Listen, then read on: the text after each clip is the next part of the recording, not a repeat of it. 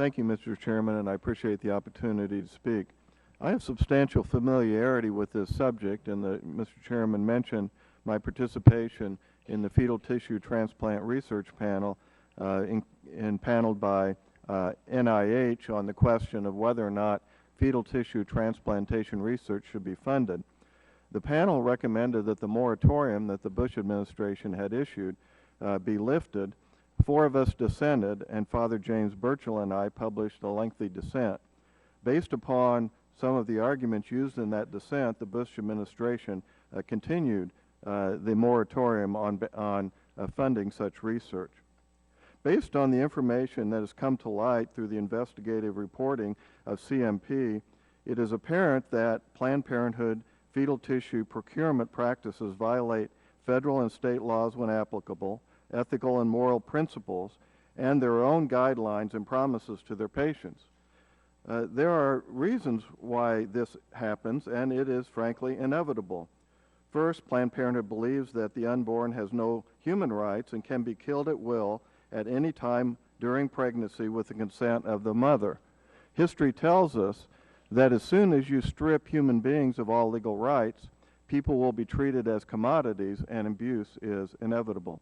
Second, Planned Parenthood receives substantial financial incentives for harvesting fetal tissue, and their love of money supersedes all other considerations.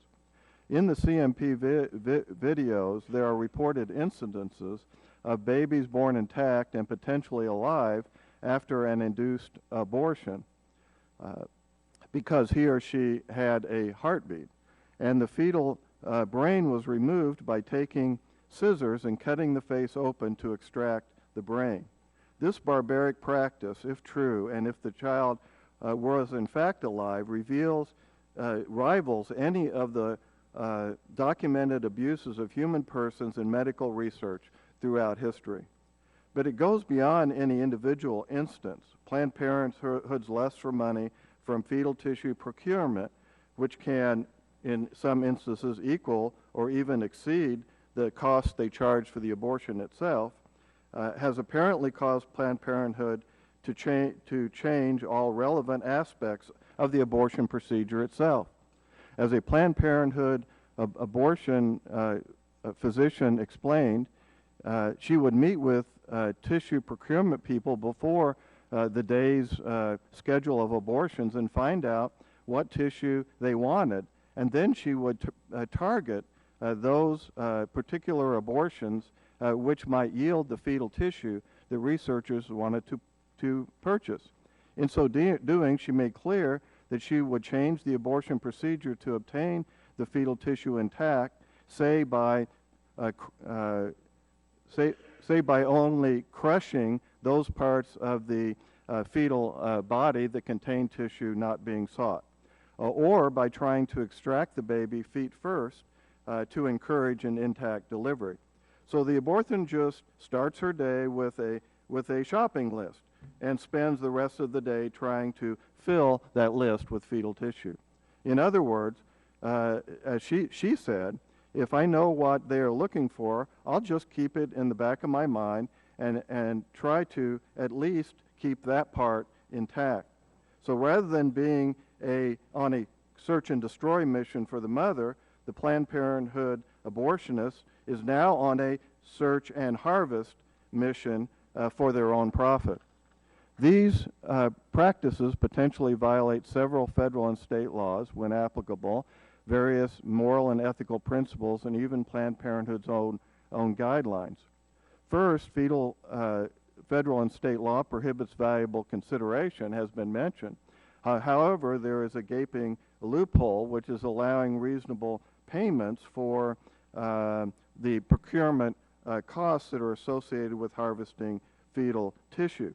However, even with this broad exception, the evidence now is clear that Planned Parenthood, even if they're complying with it, that it creates sufficient financial incentives for substantial abuse to occur. But the evidence also demonstrates that they go even beyond this broad exception to negotiate a per specimen market price with no regard to price, the costs associated. Planned Parenthood also readily changes the abortion procedure to gain more fetal tissue to sell, which would certainly violate federal law for funding of fetal tissue transplantation research, which admittedly has not occurred since 2007. But it certainly violates the promise Planned Parenthood made to their patients not to change the abortion procedure, and the Planned Parenthood president has admitted to Congress this is exactly what they do. And the Planned Parenthood may not even get consent to obtain the donations as required by many federal and state laws, and there is evidence that technicians simply grab whatever tissue is available regardless of the cost. But finally, there is substantial evidence that children are born intact and alive, and they are killed for their tissue. Federal law prohibits, through the Partial Birth Abortion Ban Act and the Born Alive Infant Protection Act, prohibits killing live born infants after an induced abortion, either during delivery or after delivery. This law, passed in 2000, is an important but limited purpose, and that is a child born alive after an induced abortion has the same legal rights as the rest of us. It is not dependent upon the desires of the mother. There is no right to a dead baby as a result of the abortion.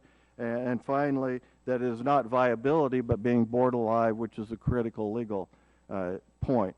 There is now, however, sufficient evidence, both from CMP and otherwise, that abortionists are not taking these legal protections seriously, and general criminal law is just too blunt an instrument to provide sufficient legal protection for live-born infants when abortion clinics have financial incentives to encourage intact and potentially live-born infants who they could then kill to harvest their fetal tissue.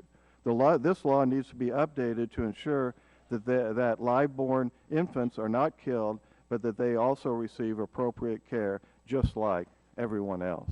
Thank you.